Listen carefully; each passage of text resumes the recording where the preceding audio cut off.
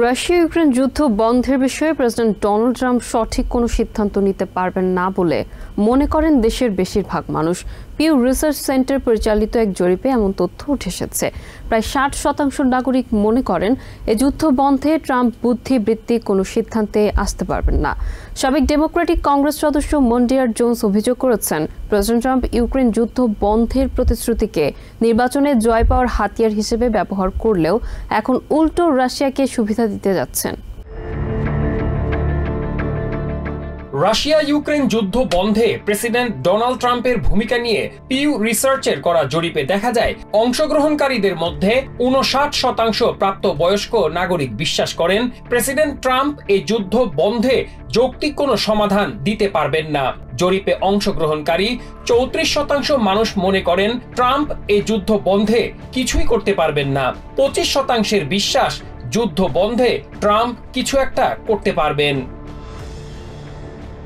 New ইয়র্কের সাবেক Democratic congressman মন্ডিয়ার Jones বলেন, রাশিয়া ইউক্রেন যুদ্ধ বন্ধে ট্রাম্প তার দেয়া প্রতিশ্রুতি রক্ষায় ব্যর্থ হয়েছেন। ট্রাম্প এই যুদ্ধকে হাতিয়ার হিসেবে ব্যবহার করে নির্বাচনে জয় পাওয়ার চেষ্টা করেছেন, কিন্তু এখন তিনি এই যুদ্ধ থেকে নিস্তার পাওয়ার চেষ্টা করছেন বলেও অভিযোগ করেন জোন্স।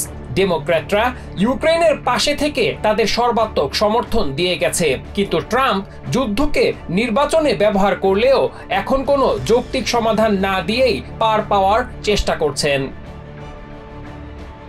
রাজনৈতিক বিশ্লেষক ডেভ উইগেল বলেন, ক্ষমতায় আসার পরই এই যুদ্ধ বন্ধের পদক্ষেপ নেওয়ার কথা বলেছেন প্রেসিডেন্ট ট্রাম্প, কিন্তু বাস্তবে তা তিনি করে দেখাতে পারেননি। ইউক্রেনের জন্য সামরিক ব্যয় কমিয়ে আনার কথা বললেও এ নিয়ে রিপাবলিকানরা রাজনীতি করেছেন বলেও অভিযোগ করেন উইগেল।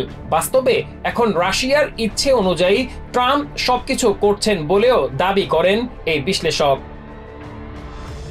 ডয়েচে ভেলের chief international editor Richard Walker বলেন, ক্ষমতায় আসার পর ট্রাম্প ইউক্রেনে শান্তিরক্ষী বাহিনী মোতায়েনের কথা বললেও পরবর্তীতে তা থেকে দূরে সরে গেছেন।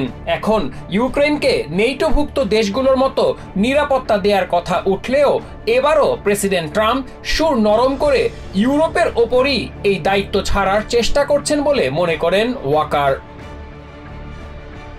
Masum Hasan, TVN 24 news desk.